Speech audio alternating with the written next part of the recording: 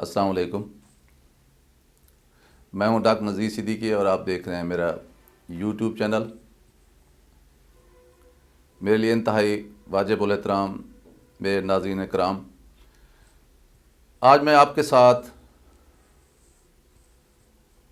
Hyper tension کے متعلق بات چیت کرنا چاہتا ہوں، یعنی کہ خون کے دباؤ کا بڑھ جانا، جسے عام طور پر عرف عام میں بلڈ پریشر کہا جاتا ہے۔ بدقسمتی سے یہ ایک ایسی بیماری ہے کہ جو انسان کے اندر پیدا بھی ہو جاتی ہے اور عام طور پر ہر گھر میں پائی جاتی ہے۔ معاشرے کے ہر تیسرے فرد کو یہ بیماری لگ جاتی ہے اور اس کا عام طور پر پتہ بھی نہیں چلتا، اور پھر معاشرے میں اس کے بارے میں آگاہی بھی نہیں ہے اور لوگ اس کی فکر بھی نہیں کرتے، کیونکہ ہم اس چیز کی فکر کرتے ہیں جس چیز کی یا جس بیماری کی ہمارے اندر علامتیں ظاہر ہوں، جس چیز سے ہمیں تکلیف ہو، کوئی درد ہو، کوئی الٹی ہو، کوئی پریشانی ہو جائے، پھر تو ہم ڈاکٹر سے رجوع کرتے ہیں، کیونکہ بلڈ پریشر میں عام طور پر انسان کو کوئی تکلیف نہیں ہوتی جب تک کہ بہت زیادہ بلڈ پریشر نہ ہو جائے۔ اس وقت تو پھر 3-4 تکلیفیں ایسی ہیں جو انسان میں ظاہر ہوتی ہیں، مثلا سر میں درد ہو سکتا ہے، اسی طرح الٹی پہ دل یا متلی پہ دل کر سکتا ہے، یا کبھی کبھی جو ہے انسان کی جو نظر ہے اس میں کمزوری آ سکتی ہے، یا کبھی سانس پھول جاتا ہے، یا کبھی کبھی چھاتی کا جو درد ہے وہ بھی ہو سکتا ہے۔ لیکن یہ اس وقت ہوتا ہے جب انسان کو بیماری گھیر لیتی ہے، بہت زیادہ بلڈ پریشر بڑھ جاتا ہے، اس وقت یہ علامتیں ظاہر ہوتی ہیں۔ عام طور پر یہ سائلنٹ ڈیزیز ہے، جو خاموش بیماری ہے اور انسان کو اندر جو ہے اندر ہی اندر گھن کی طرح جو ہے نا وہ چاٹتی رہتی ہے۔ اب دیکھنا یہ ہے کہ یہ بلڈ پریشر ہوتا کیا ہے۔ دراصل ہماری جسم کے اندر جو خون کی نالیاں ہیں، ان کے اندر جو خون کا دباؤ ہوتا ہے، ہم اس کو بلڈ پریشر کہتے ہیں۔ اب بلڈ پریشر جو ہے اس کا انحصار 3 چیزوں کے اوپر ہے۔ وہ 3 چیزیں بلڈ پریشر کو کنٹرول کرتی ہیں۔ ان میں سے پہلی چیز ہے کہ دل کے اندر خون کی مقدار کتنی ہے۔ ایک خاص مقدار اللہ تبارک و تعالیٰ نے خون کی دل کے اندر رکھی ہے۔ یہ جو خون ہوتا ہے اس میں پانی بھی ہوتا ہے، اس میں مختلف جو ہے نا سفید جسیمیں، سرخ جسیمیں، پلیٹلیٹس، بہت ساری چیزیں ہوتی ہیں اس میں۔ پھر موضوع سے ہم ہٹ جائیں گے تو مل کے یہ خون کو بناتے ہیں۔ تو دیکھنا یہ ہے کہ بھی اس میں دل کے اندر خون کی مقدار کتنی ہے۔ دوسرا یہ دیکھنا ہے کہ دل کی دھڑکنے کی طاقت کتنی ہے، یعنی force of contraction of heart, یہ کتنی ہے۔ اور تیسری بات یہ ہے کہ یہ جو خون کی نالیاں ہیں ہمارے جسم کے اندر، ان کے اندر دباؤ کتنا ہے۔ وہ کہیں ایسے تو نہیں ہو گئی کہ جو نالیاں ہیں وہ تنگ ہو گئی ہیں، عمر کے ساتھ ساتھ سخت ہو گئی ہیں، اور سخت ہونے کی وجہ سے وہ جو ہے نا سکڑ نہیں سکتی یا پھیل نہیں سکتی، تو یہ چیز بھی ہمارے بلڈ پریشر کو متاثر کرتی ہے۔ تو یہ 3 فیکٹر ہیں جو میں نے آپ کو گن کے سنوائے ہیں، جس کی وجہ سے ہمارا بلڈ پریشر متاثر ہوتا ہے۔ آپ کو پتہ ہے کہ انسان کا جو دل ہے وہ ایک پمپ کی طرح کام کرتا ہے، اور یہ پمپ جو ہے، یہ جو دل ہے، یہ خون کو ہماری رگوں کے اندر دوڑاتا رہتا ہے، جس کی وجہ سے ہم زندہ رہتے ہیں۔ اور یہ خون ہی ہوتا ہے جس کے اندر آکسیجن ہوتی ہے، اور یہ ہمارے جسم کے مختلف حصوں کو آکسیجن پہنچاتا ہے، اور ہمارے مختلف اعضاء جو ہیں، آرگنز آف باڈی جو ہیں نا، وہ کام کرتے رہتے ہیں۔ اب اس میں اس لیے جو دل ہے اس کے 4 حصے ہوتے ہیں۔ ایک اوپر جو ہے نا 2 ہوتے ہیں، ان کو ہم بائیں اور دائیں ایٹریا کہتے ہیں، یہ لیفٹ اینڈ رائٹ ایٹریم کہتے ہیں۔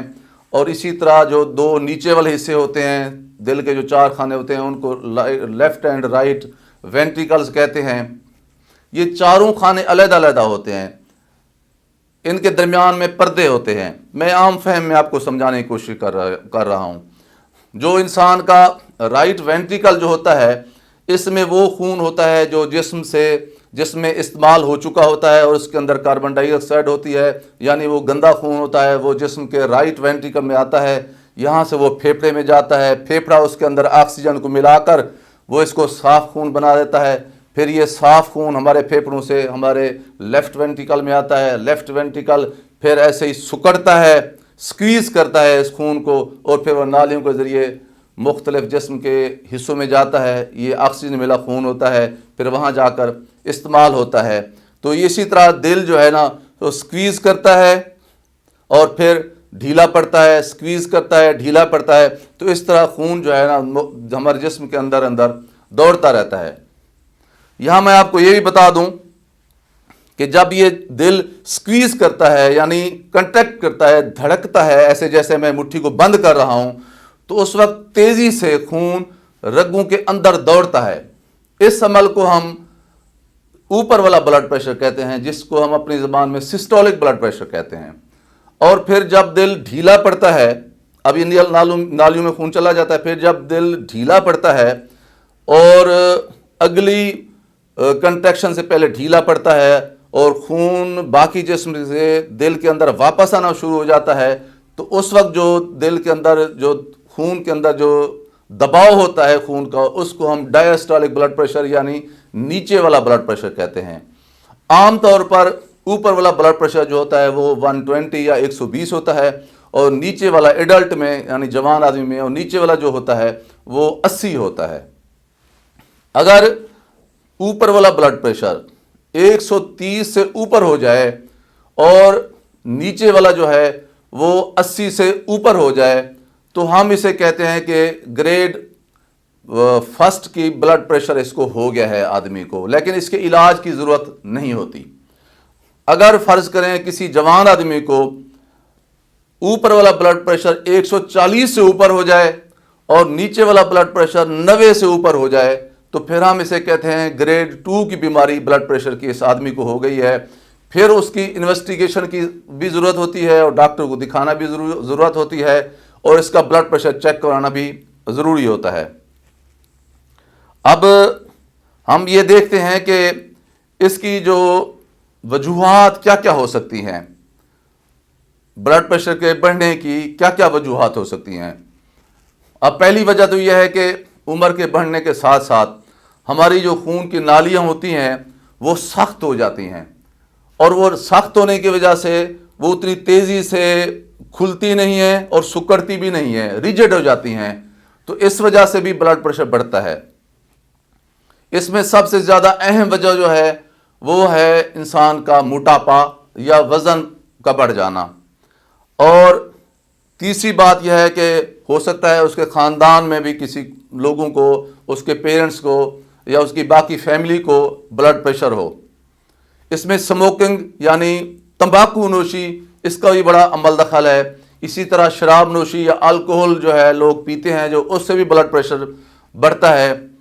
اسی طرح جو لوگ زیادہ نمک والی چیزیں، خاص طور سے جس میں سوڈیم ہوتا ہے یا کلورائڈ ہوتا ہے، سوڈیم سے بلڈ پریشر زیادہ بڑھتا ہے، اور مرغن غذائیں استعمال کرتے ہیں کیونکہ ان کے اندر چکناہٹ بہت زیادہ ہوتی ہے، اس سے بلڈ پریشر بہت زیادہ بڑھ جاتا ہے۔ اور وہ لوگ جو بہت سست ہوتے ہیں، نہ تو وہ چلتے پھرتے ہیں نہ ہی وہ ایکسرسائز کرتے ہیں، ان کے اندر بھی بلڈ پریشر بڑھنے کے امکانات کافی زیادہ ہوتے ہیں۔ اور ایکسرسائز کے حوالے سے بھی آپ کو عرض کر دوں کہ کم از کم وہ 20 سے 30 منٹ تک انسان کو کرنی چاہیے، اور اس طریقے سے ورزش کرنی چاہیے یا دوڑنا چاہیے یا تیز تیز چلنا چاہیے کہ آپ کا سانس کچھ نہ کچھ پھول جائے، اس کو ہم ایکسرسائز کہیں گے۔ آپ آہستہ آہستہ چلتے رہیں گے تو اس کا اتنی زیادہ فائدہ نہیں ہوگا۔ ورزش اس طرح ہونی چاہیے کہ آپ کا دل جو ہے اس کی رفتار بھی بڑھ جائے اور آپ کا سانس بھی تھوڑا سا پھول جائے، تاکہ آپ کی چھوٹی چھوٹی جو رگیں ہیں وہ بھی کھل جائیں اور آپ کی جو نالیاں تنگ ہو رہی ہیں وہ بھی کھل جائیں، تو اسے ہم جو ہے نا وہ ورزش کہیں گے۔ اچھا، کچھ ایسی بیماریاں بھی ہوتی ہیں جو انسان کا بلڈ پریشر بڑھا دیتی ہیں۔ مثلا اگر انسان کو کوئی گردے کی بیماری ہو گئی ہے تو اس میں بھی انسان کا بلڈ پریشر بڑھ سکتا ہے، یا پھر یہاں عام طور پر عورتوں کو تھائرائیڈ گلینڈ بڑھ جاتا ہے، تو اس کی وجہ سے بھی دل کی رفتار بھی بڑھ جاتی ہے اور بعض اوقات بلڈ پریشر بھی انسان کا بڑھ جاتا ہے۔ اچھا، اگلی بات یہ آتی ہے کہ یہ بلڈ پریشر پھر ہم چیک کس طرح کریں؟ تو عام طور پر انسان کو، جب انسان کی عمر 30 سے 40 سال ہو جائے تو اس کو ویسے ہی اپنا بلڈ پریشر چیک کروا لینا چاہیے۔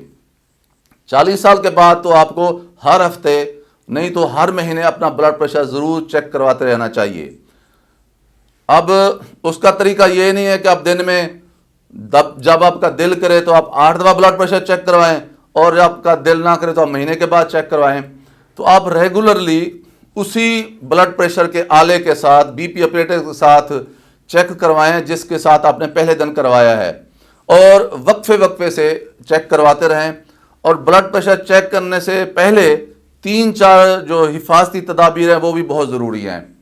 ایک تو یہ ہے کہ آپ ریلیکس بیٹھے ہوں، نہ تو آپ غصے میں ہوں، نہ آپ ڈپریشن میں ہوں، نہ آپ نے اس وقت سموکنگ کی ہوئی ہو، نہ آپ نے کوئی شراب نوشی کی ہوئی ہو، نہ آپ نے اس وقت کوئی ورزش کی ہوئی ہو، نہ آپ نے کوئی کافی یا اسٹرانگ چائے پی ہوئی ہو، تاکہ آپ کا بلڈ پریشر جو ہے وہ بالکل نارمل ہو، جو جیسے روٹین میں نارمل ہوتا ہے۔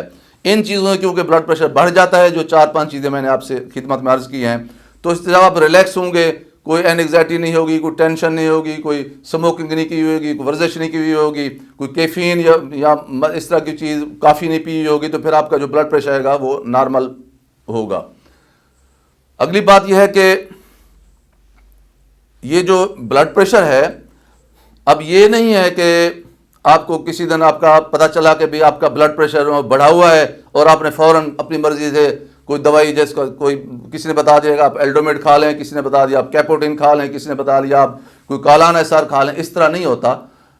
بلڈ پریشر اگر آپ کو ہو بھی گیا ہے تو آپ نے فوری دوائی لینے کی ضرورت نہیں ہے، کیونکہ آپ جب اس کی دوائی لینا شروع کر دیں گے تو پھر آپ کو اس کی ساری زندگی دوائی کھانی پڑے گی۔ یہ ڈاکٹر کا استحقاق ہے یا اس کی ذمہ داری بنتی ہے کہ وہ پراپر تشخیص کرے اور اس کے لیے مختلف ٹیسٹ کروائے۔ اگر وہ ضروری سمجھتا ہے تو پھر آپ کو وہ جو دوائی لکھ کے دے گا، پھر یہ نہیں ہے کہ بھی ایک دفعہ جب بیماری ہو جاتی ہے تو پھر وہ ہو جاتی ہے، پھر آپ اپنی مرضی سے اس کو چھوڑ نہیں سکتے کہ کبھی بلڈ پریشر کی دوائی کھا لی، کبھی دل کیا تو پھر دوسرے تیسرے دن کھا لی، کبھی صبح کھا لی، کبھی شام کھا لی، کبھی چھوڑ دیا۔ اس طرح پھر نہیں ہوتا۔ اس لیے آپ نے جلدی نہیں کرنی، گاہے بگاہے چیک کروانا ہے، ڈاکٹر صاحب کی ہدایات پہ عمل کرنا ہے۔ 1.5 مہینے سے لے کر 2 مہینے کے دوران اپنے بلڈ پریشر کو مختلف اوقات میں ڈاکٹر صاحبان کی ہدایات کے مطابق چیک کرواتے رہنا ہے، کیونکہ اگر فرض کریں آپ کو شوگر ہے تو وہ بھی بلڈ پریشر پہ اثر انداز ہوتی ہے۔ اسی طرح آپ کو کولیسٹرول زیادہ ہے آپ کا، وہ بھی بلڈ پریشر کو بڑھا دیتا ہے۔ تو یہ ڈاکٹر نے فیصلہ کرنا ہے کہ آپ کی شوگر بھی وہ چیک کروائیں گے، آپ کا کولیسٹرول لیول بھی چیک کروائیں گے، جو خاص طور پر جو گندا خون ہوتا ہے، جو گندا کولیسٹرول ہوتا ہے، لو ڈینسٹی لیپوپروٹین جس کو ہم کہتے ہیں، اس کی مقدار کو چیک کرنا اور ریگولیٹ کرنا بھی بہت ضروری ہوتا ہے۔ صرف یہ نہیں ہے کہ آپ کا ہم نے بلڈ پریشر دیکھ لیا، جو بیماری پیدا کر رہی ہے آپ کے بلڈ پریشر کو، اس کو بھی ہم نے روکنا ہوتا ہے۔ پھر بلڈ پریشر بہت ساری پیچیدگیاں پیدا کر دیتا ہے، جیسے میں نے آپ کو پہلے بھی عرض کیا ہے، یہ انسان کے کڈنیز یعنی گردوں پہ اثر کرتا ہے، انسان کی آنکھوں پہ اثر کرتا ہے، دل کی بیماریاں بھی پیدا کرتا ہے، اور بعض اوقات انسان کو جو ہے لقوہ بھی ہو جاتا ہے، برین ہیمریج بھی ہو جاتا ہے۔ اور اگر دل جو ہے مسلسل جو ہے فٹیگ ہو جائے، وہ سکویز کرتے کرتے بلڈ اپنے جسم، کیونکہ ہمارا جسم جو ہے جب اس کی خون کی مقدار کی جب ضرورت زیادہ ہوتی ہے تو دل ہمارا پھر تیز سے دھڑکتا ہے، اور کیونکہ اس کی اندر دھڑکنے کی صلاحیت وقت گزرنے کے ساتھ کم ہو جاتی ہے، اس کی جو نالیاں ہوتی ہیں وہ ریجڈ ہو جاتی ہیں، تنگ ہو جاتی ہیں، تو پھر دل جب تھک جاتا ہے، فٹیگ ہو جاتا ہے، تو پھر وہ فیل ہو جاتا ہے، جسے ہم کارڈیک فیلئر کہتے ہیں۔ تو یہ ساری چیزیں ڈاکٹر صاحبان نے ہی جو اپنے دماغ میں رکھنی ہوتی ہے، انہوں نے فیصلہ کرنا ہوتا ہے۔ ایک اور چیز بھی بڑی اہم ہے، وہ میں آگے پھر آپ کو ہائپر ٹینشن کے بارے میں آگے بتاؤں گا، وہ ہے ہائپو ٹینشن۔ یہ ہمارے معاشرے میں یہ بھی ایک عجیب سا ایک رواج ہے کہ میرا بلڈ پریشر کم ہو گیا ہے، میرا بلڈ پریشر گر گیا ہے، مجھے یہ چکر آ رہے ہیں، مجھے میری آنکھوں کے آگے اندھیرا چھا گیا ہے۔ اور پھر جب ہم مقامی ڈاکٹر کو بلاتے ہیں، خاص طور پہ گاؤں کے ڈاکٹر کو یا چھوٹے شہروں کے، وہ آ کے ٹیسٹ کرتے ہیں، وہ کہتے ہیں 170 ہے، پھر ہم اور پریشان ہو جاتے ہیں۔ یہ کوئی بیماری نہیں ہے، میں نے بہت سارے ایسے لوگوں کو دیکھا ہے جن کا بلڈ پریشر ساری زندگی 170 رہتا ہے. اور ہمارے معاشرے میں کیونکہ مرد کو گھر میں جو خوراک دی جاتی ہے وہ اس کو زیادہ پروٹوکول ملتا ہے, اس کی خوراک کی کوالٹی بھی زیادہ ہوتی ہے. عورتوں کو خاص طور دیہاتی معاشرے میں عورتوں کو کوالٹی خوراک کی یا کوانٹٹی خوراک کی وہ نہیں ملتی جو مردوں کو ملتی ہے.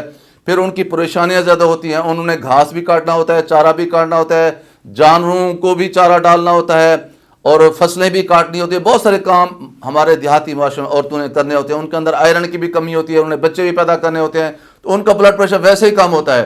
بعض میں دیکھتا ہوں 90-60 بھی ہوتا ہے, تو اسے ہم ہائپو ٹینشن نہیں کہہ سکتے. اسی طرح بعض مرد ہوتے ہیں وہ اچانک ان کو کوئی ڈپریشن ہو جائے, کوئی گھر میں لڑائی ہو جائے, یہ معمولی باتیں, گھروں میں فسادات, چھوٹی چھوٹی اختلافات, کوئی اختلافات ہو سکتے ہیں, تو اس سے بلڈ پریشر ویسے انسان کا کم ہو جاتا ہے. تو جب ڈاکٹر صاحب بھی آ کے تصدیق کر دیتے ہیں کہ بلڈ پریشر کم ہے تو پھر ہائپو ٹینشن اس کا جناب وہ علاج پہ نکل پڑتے ہیں.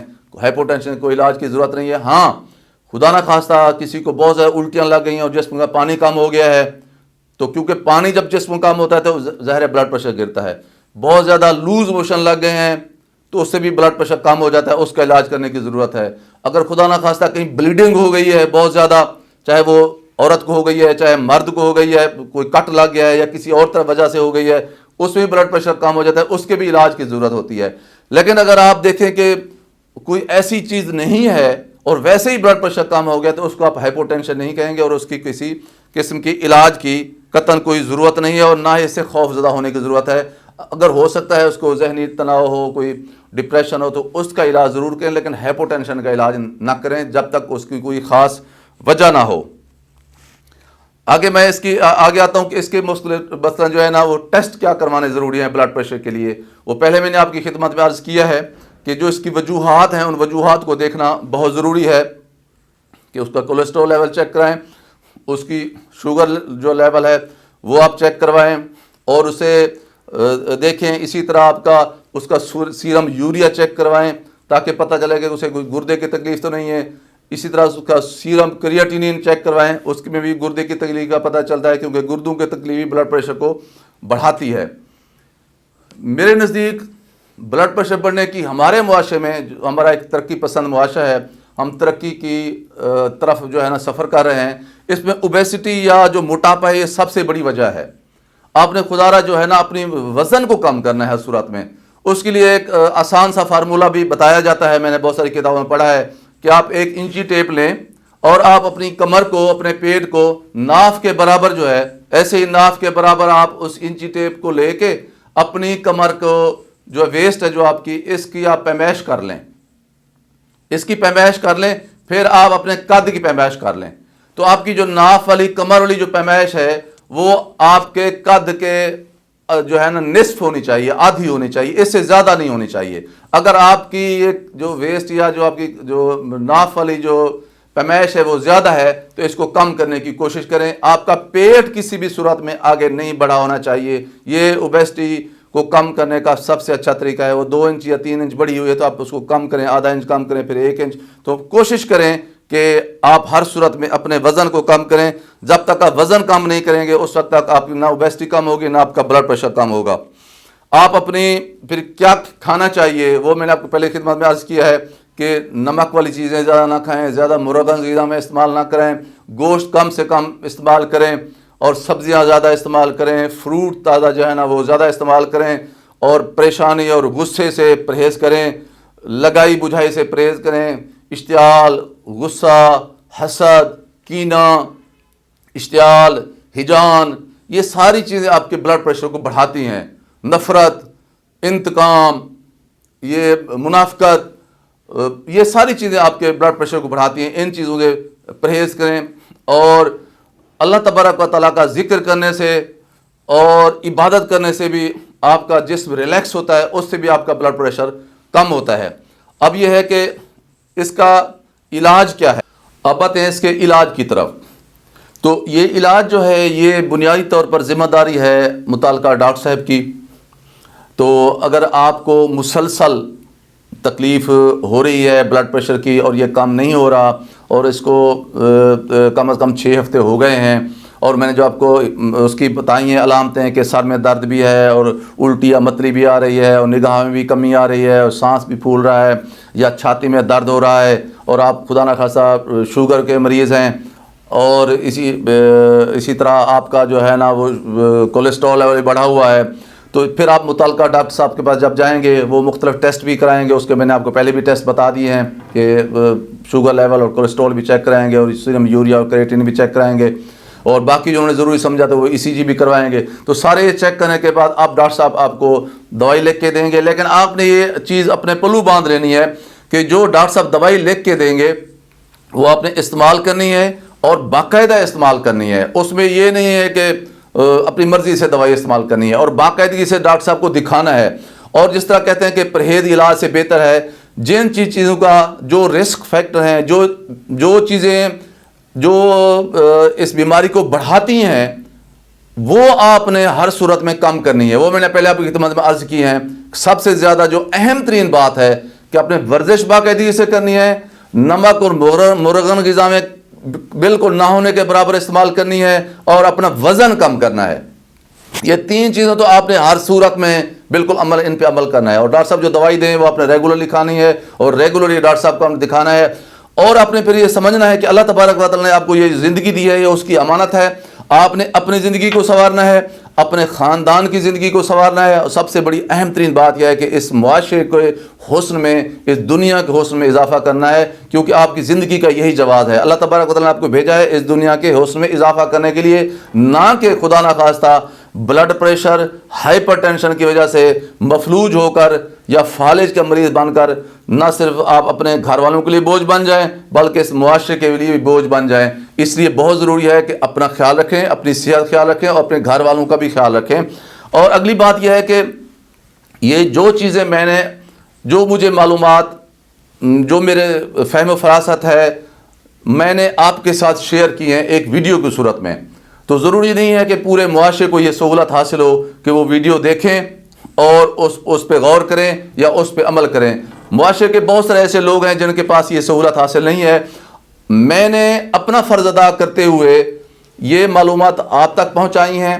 اب آپ کی ذمہ داری ہے کہ یہ معلومات آپ نے ہر محفل میں، ہر مجلس میں آپ نے لوگوں کے ساتھ شیئر کرنی ہے. اپنی طرف سے آپ نے اپنی طرف سے شیئر کرنی ہے کہ یار یہ جو بلڈ پریشر ہے اس سے یہ تکلیف ہوتی ہے، اس سے انسان بیمار ہو جاتا ہے، اس کو جو ہے نا وہ نظر انداز نہیں کرنا چاہیے، اس عمر میں چیک کروانا چاہیے. یہ ساری باتیں آپ نے لوگوں کو آگاہی دینی ہے. اب یہ آپ کی ذمہ داری ہے، آپ نے اس چیز کو، اس نالج کو، اس علم کو آگے کنوے کرنا ہے. یہ آپ کی بحیثیت شہری، بحیثیت انسان، بحیثیت مسلمان آپ کی بنیادی ذمہ داری بنتی ہے. اور مجھے یقین ہے کہ آپ ایک اچھے اور معزز اور غیور شہری کی حیثیت سے، پاکستانی کی حیثیت سے یہ معلومات اپنے پاکستانی بھائیوں کو اور دنیا بھر کے لوگوں کو آگے پہنچائیں گے جن کے ساتھ بھی آپ کا رابطہ ہے.